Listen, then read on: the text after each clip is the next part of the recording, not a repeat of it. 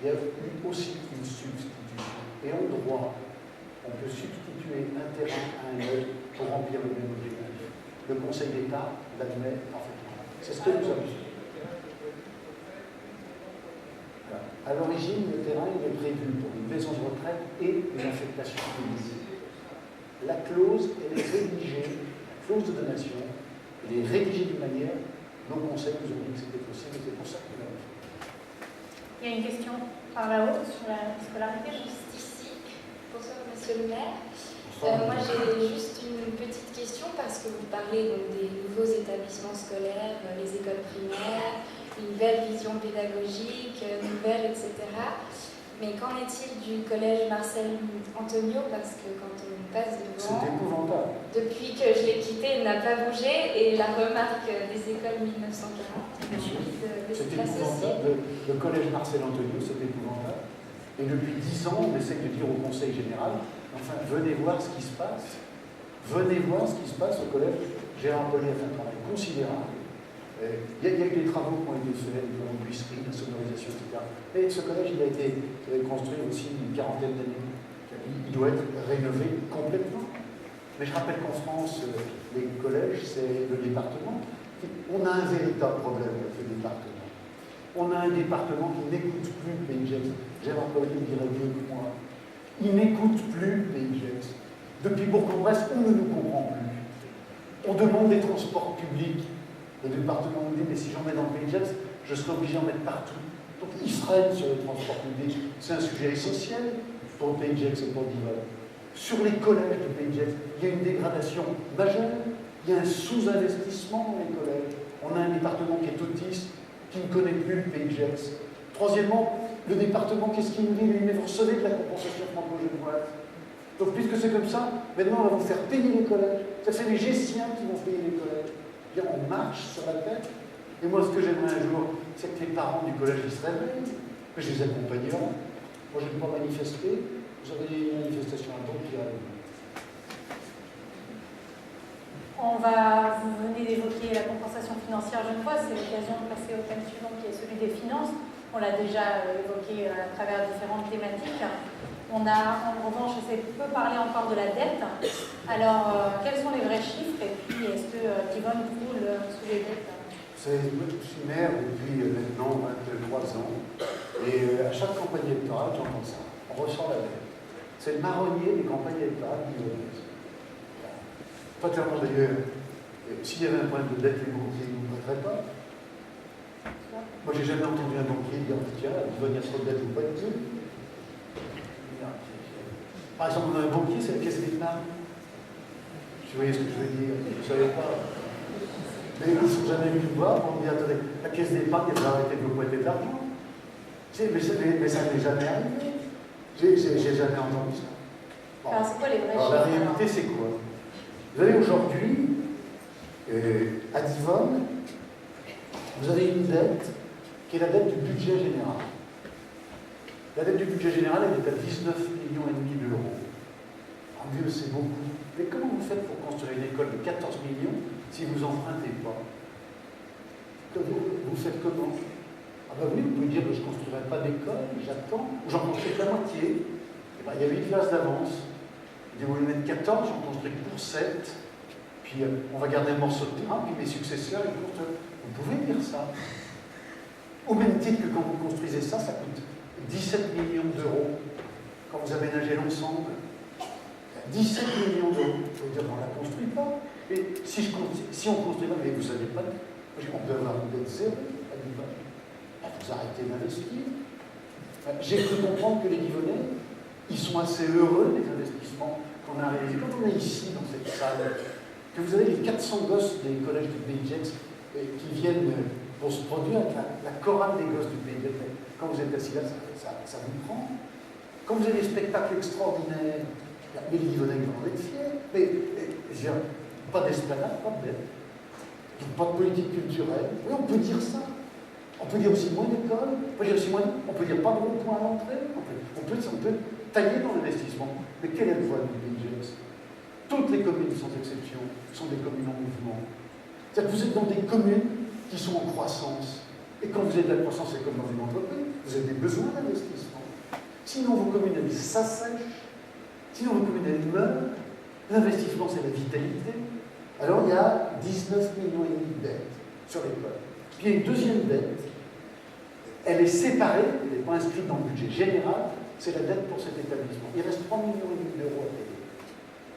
On peut dire, allez, finalement, ça a coûté très cher. Oui, ça a coûté cher. Mais cet équipement, il est fait pour les 30 ou 40 ans qui viennent. Et que je sache, les gens sont aujourd'hui assez satisfaits. Et puis, il y a une troisième dette. Et là, je dois dire, moi j'aime bien les campagnes électorales. Parfois ça dérape, on dit une cause. Il y a une troisième dette, c'est une dette pour l'EHPAD. C'est ce qui s'est passé pour l'EHPAD. L'EHPAD de Divonne, il devait être construit par l'hôpital de Gex.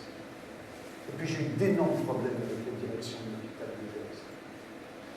Parce que quand un hôpital construit, il se soumet à des normes et à des contraintes inouïes.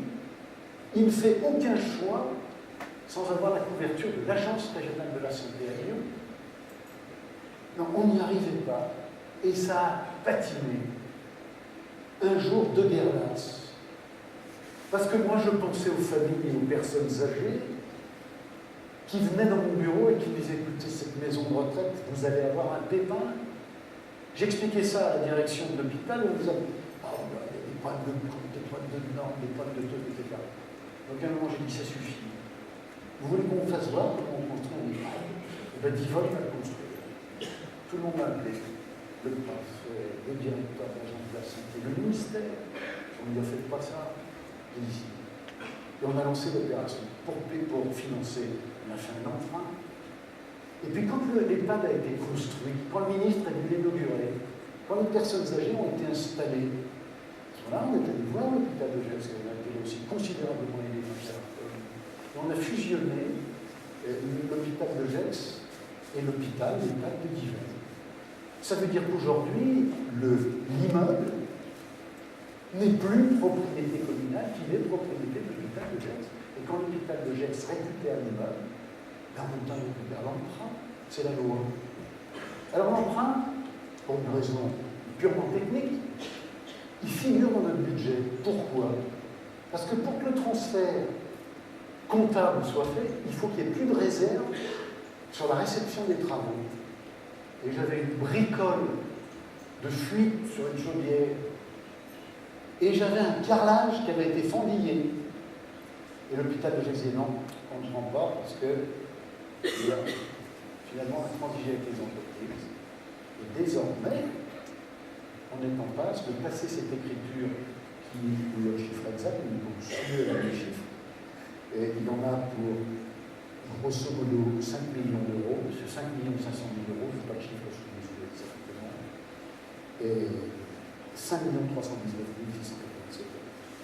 Et donc, ces 5 399 euros, on a quitté le budget communal, et on a allé dans le budget de l'hôpital de Gex, avec un procédure de réception qui nous permet. Et donc, la dette de Divonne, elle est de l'ordre de 23 millions d'euros. Et je le dis, quelle est la particularité de Divonne? On est entre nous ce soir. Vous voulez qu'on l'efface, la dette? On efface la dette. On met le taux d'imposition au taux régional. Allez, c'est 3 millions de plus de recettes fiscales par an. On y va? C'est ce que me dit la Cour des comptes. La Cour des comptes, elle dit, quand monsieur le maire, vous êtes fou, à Divonne, on paye pratiquement pas d'impôts. Lisez-le, le rapport de la Cour des comptes. Il est en ligne. Vous voulez qu'on l'efface, la dette, que j'augmente les impôts? Je vous propose de payer 3 millions, on l'efface demain. Il n'y a aucun problème. Deuxième observation, c'est que la particularité des îles thermales, c'est qu'on les a autorisés à avoir des casinos. Donc les conseils municipaux, ils prélèvent des impôts, et en plus le produit des jeux, ils vendent 4 200 000 euros. L'annuité de la dette, elle représente 6 mois de produit des jeux. Là aussi, je disais, des documentations ont été publiées, on compare la dette de Divonne à la dette de Gex, à la dette de Ferney, à la dette de Saint-Denis, ils n'ont pas de casino. Alors c'est vrai que si on n'avait pas de casino, la dette elle serait énorme, mais il faut se comparer aux villes de casino. À Divonne, le capital restant dû par habitant, il est grosso modo de 2 300 euros. Oh, c'était en 2012, ça. À Évian, 3 678 €. Et à Deauville, 5 720 €. Soit dit en passant, vous savez pourquoi à Deauville, il y a 5 720 € de dette par habitant? C'est parce qu'ils ont construit une salle de spectacle de 3 000 places. Voilà pourquoi à Deauville, il y a ce problème. Ils ont construit, sous la plage, quelque chose d'ailleurs de superbe. Voilà pourquoi on n'y a pas construit. Donc vous avez une dette par habitant à la moitié de Deauville. Elle est de moins des 2 tiers de la ville d'Évian, comparant aux villes de Casino. Parce qu'une partie de la dette, elle n'est pas payée par le contribuable, elle est payée par le joueur. 6 mois de produit des jeux, ça paye votre dette. Puis en plus, vous payez des impôts. Comme il en reste 50%, vous payez des jeux, après vous en payez moins qu'ailleurs. Mais si demain, on dit, écoutez, allez, à Divan, ce serait une commune de France, il n'y a plus de dette, allez, on y va. 3 millions d'euros d'imposition de plus par an, ça sera 18 millions d'euros sur la mandature, vous terminerez, Divan n'aura plus de dette. Et alors? Je pense que vous avez bien compris. J'espère.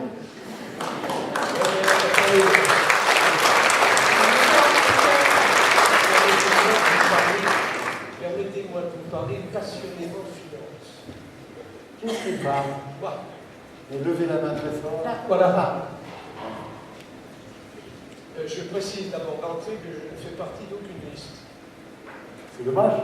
Dommage, oui. Alors, donc, permettez-moi de vous parler passionnément de finance. Pour réduire la dette de la ville de Lisbonne, vous avez en gros 3 leviers.